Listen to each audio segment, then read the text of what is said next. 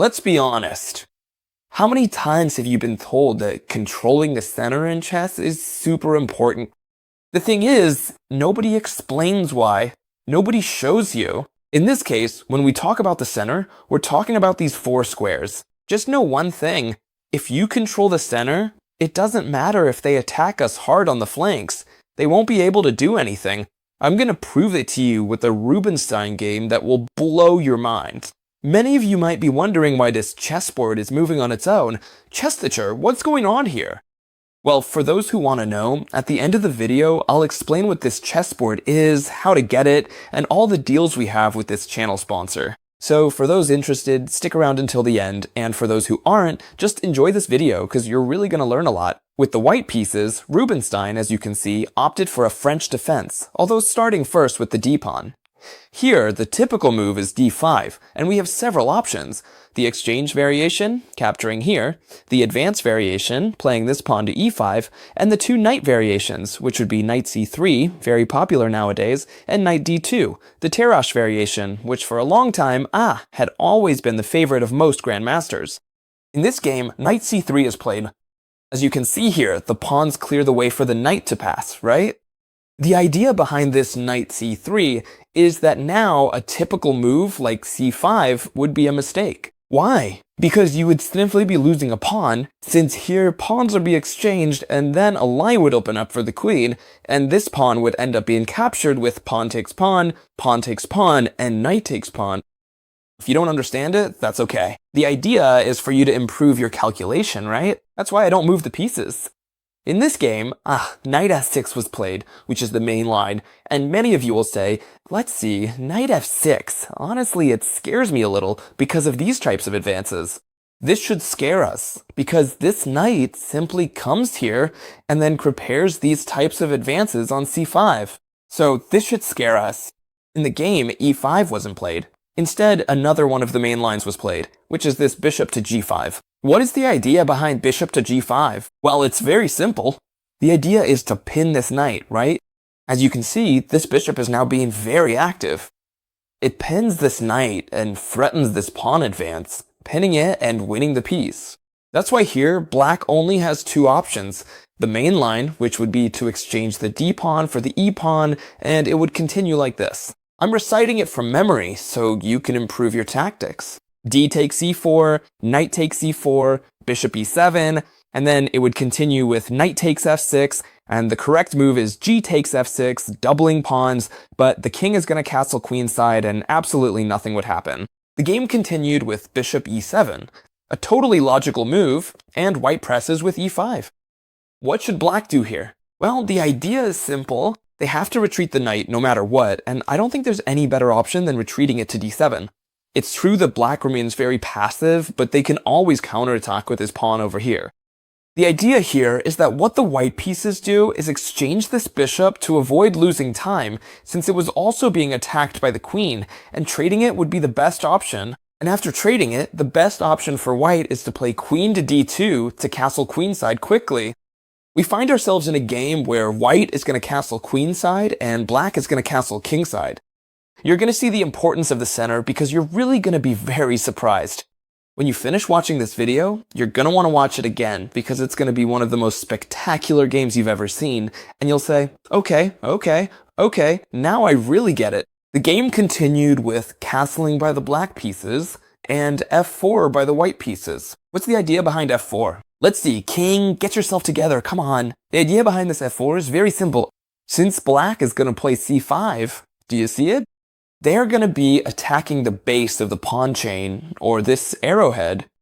If the base is attacked and there's no other base defending it, this lone pawn is going to end up being lost. For example, with knight c6, and both knights are going to attack here, or even with an f6 very strongly. Black continues with c5, the best move in the position. They are attacking this pawn of ours. Without a doubt, we are going to have to defend it. The correct move, or one of the most correct ones, let's say, is knight f3. We don't complicate things. We develop a piece and also defend this point here. Black plays f6. Is it a good move? No. Go back. I'm going to show you something much better. The correct idea was to capture here first with the c-pawn, and I'm going to explain why. At this moment, when we have pawn chains, we should attack the bases first and then the tip. What happens if we attack the tip first? Here, we must evaluate one thing. What should I play? I'm sure many of you are considering something. Here, if I don't touch anything and, for example, I play long castling, the idea is that if they capture this pawn, I'll simply recapture it with one of these two, and I'll be left with this strong center. The idea is that if, for example, we make a wrong move like long castling, okay, in this position, black would simply win a pawn. How? With knight takes c4. When we capture with the knight, pawn takes pawn would follow, pawn takes pawn, and knight takes pawn, winning a pawn. And if you capture with the queen, they're still going to play knight c6, attacking the queen and attacking this pawn. In other words, long castling loses a pawn. I'm not going to drag this out too much because I want to focus on what's truly important. The correct move here, without a doubt, is to play ef6 for two reasons. First, this backward and weak pawn will be very easy to attack along the file with the rooks. Furthermore, this pawn is giving up an outpost for our knight. And besides, what we are also doing now is diverting one of the two pieces from the defense of c5. Therefore, here we have several points in favor of controlling the center, right? The white pieces play g3 and the black pieces play knight c6, the most logical moves in the world, g3 to defend this pawn that was being attacked and to develop this bishop to g2. And in the future, perhaps even to h3 to touch this point here, and the black pieces play c6 to come and threaten this point here. If we capture, we help the black pieces. Therefore, we must defend this pawn with a much better move, such as, in this case, long castling. Why? We already wanted to do it. That's point number one. And point number two, what we're doing is placing the rook on the same file as the pawn, on a central file that will work out wonderfully for us. The game continued with a 6. Why? Because when the white pieces have castled long, what do the black pieces want to do? Launch a flank attack. And that is going to be, even though it's the most normal thing in the world, the mistake that will end up causing them to lose the game. And you're going to be amazed. I repeat it to you because that's how it is. Pay attention to how the game continues. Bishop g2, a normal move, right? Totally normal. Also, when we have such a strong weakness, that is to say, when we have spotted the enemy's weakness so clearly, we shouldn't let this weakness be traded off, for example, by playing e5 at some point, right? If these pawns get exchanged, and then e5, so this bishop is perfectly controlling this d5 square so that the e-pawn cannot be traded. Now then, black plays knight b6, a move that tries to come into the attack and threatens to play knight c4. It would be a mistake to play b3 because we would be creating breakout points for our enemy. We don't want to create unnecessary breakout points. However, here we can bring the other rook to the center, which will be much better. And if they play the logical knight to c4 now, as we can see attacking our queen, well, we simply place it on a square that continues to defend the d4 pawn, and that's it. And pay close attention to what Rubinstein does here, because it's a key moment in the game, and you're going to be amazed, huh? They are threatening us with b5 and Rubinstein plays pawn takes pawn. This seems like a complete mistake, and let me explain why. Pay attention to what black is threatening. Knight takes b2, a spectacular move, since after king takes b2, it pins the piece and they can follow up with b5. And you might ask, why would Rubinstein, as good as he was, one of the best players of the last century, how could he let this happen? Rubinstein's idea was that he said, I have absolute control of the center thanks to my rooks and my pieces. It's not going to do my opponent any good to carry out this attack. And of course, he let him play this knight takes b2. He continued with king takes b2, captured this knight, and effectively allowed this b4 move. Don't tell me this wouldn't scare you guys. This knight is so scary right now that you can't even tell where the attack is coming from. They're going to take here, they're going to bring the rook in.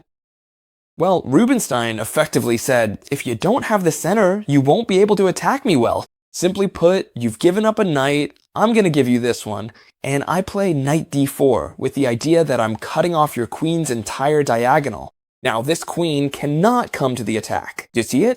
So I'm cutting off your whole attack, and after pawn takes knight, you're simply recovering the knight you gave up earlier, nothing more. What I'm going to do is move the king away. I'm not going to take this pawn, because the king would be too exposed and would be pinned again, so I'm going to move it. Where? I don't like the B file, because then the rook would come to check me on the cut file or the A file. The idea is that the good move is to come to the A file. Why? Because now, if they try to attack along the file, for example, by bringing their queen, we would simply place our rook on the file as well, and nothing would happen here. And what's more, do you know what Rubinstein used to say? I'm going to capture this pawn with one of the two rooks, and you'll be left without an attack. In this case, black had to take this pawn, and I'll explain why, because this is this knight, but this is extremely important. I'm going to put this piece back, okay? And I'll explain why. Here, the knight is being threatened. It would be a complete mistake to play bishop d7 or bishop b7 to defend the knight. Do you know why? Let's practice calculating with me, okay? If we play bishop d7, knight takes would follow and bishop takes, and a spectacular bombshell, rook takes e6. It's true, the rook is being given away, but it can't be taken, because then bishop takes d5 would follow, pinning the queen to the king. And that's why, simply put, the best move here is to capture this knight. There's no other way. Queen takes knight, okay? If you want, trade queens with me, says Rubinstein, because my position is extremely superior. I'm gonna win this pawn on top of that, and I'll end up with a passed pawn, an extra pawn. This is spectacular. That's why black says, well, I'd better play rook b8 and go to the file. And now, how do I win this pawn? How would you do it? Well, for example, with rook to 3, I threaten it with 2 pieces, you only defend it with 1. There's nothing to be done. The black players realizing that they can't attack here. They don't have the center, therefore they can't do anything in the center. So I'm going to try to attack on the king side. Well, don't worry, I'll just capture this pawn. I don't care if you take me there. Why? Because if you take me, which is what happened in the game, I'm going to take back with the g-pawn in such a way that I'm opening the file for my rook, and your king is very exposed. The game continued with bishop to d7 and c6, putting a lot of pressure on this bishop. Look at how Rubinstein ended up putting a lot of pressure on this game. It's true that the exchange of queens happened now. Queen takes queen and rook takes queen. As you can see, this position is spectacular. They have to move this bishop because it's being threatened by the pawn. The bishop moves away, but it's simply about how it continues. Bishop to h3, fixing a weakness, so they have to defend it, for example with rook to f6. And now it's becoming clear that this bishop is better than the rook because this rook cannot move. If it did, this pawn would be lost. Therefore, right now, this bishop is worth more than this rook. And simply c7, forcing the rook to have to move. And now, the final blow, rook takes d5. If it's captured, rook takes c8 would follow. And simply, what happened in the game is this. Black tried to take this pawn with the rook to see what would happen here with the rook exchanges. What was black expecting? For rook to take rook and pawn to take rook to follow a trade of rooks. For Rubinstein's final, definitive bombshell, bishop takes e6, as you can see, this is spectacular. Bishop takes e6, if they take the bishop, I take the rook. So, there's no other way. It was spectacular. Now then, what would you like? To have a board like this one? Look, I'm aware. I have to thank the channel's sponsor because they've given me an exclusive discount for my followers. I mean, if you want a board like this one, it's obviously very expensive, you know? Because we're talking about the latest chess technology, there's nothing like it. It moves on its own, you can analyze games, play online, you can do it all, as you can see. I'm giving you a discount code. Let's do one thing. In the video description, if you want it, I'll leave it there so you can check it out. And then, once you buy it with the code CHESSTEACHER, in addition to the discount that's currently active, they'll give you an extra discount, so it's a little bit cheaper for you. I assure you that it's a chess set that you won't be able to stop training with. It's spectacular. Besides, for those of you who are a bit lazy like me, it's going to be really useful, because it might look at what I've done. I told it, look, while I explain this to them, just set up the pieces for me, because I'm too lazy to do it. And in the meantime, it's setting up the pieces for me. So it's a spectacular chess set. You already know we have a great relationship with our friends at Chessnet. So you know, huh? For all of you who want this chess set, of course. If you don't want it, then no. For those who do, I've left you that little discount I managed to get from the brand. So I hope you loved this video. If you like these kinds of videos, let me know in the comments, okay? Because I love reading all of you. Leave me a big like, okay? Because I work really hard to bring you this kind of new and fun content. And we'll see each other tomorrow, if you're subscribers, in the next new video, friends. Bye for now, everyone.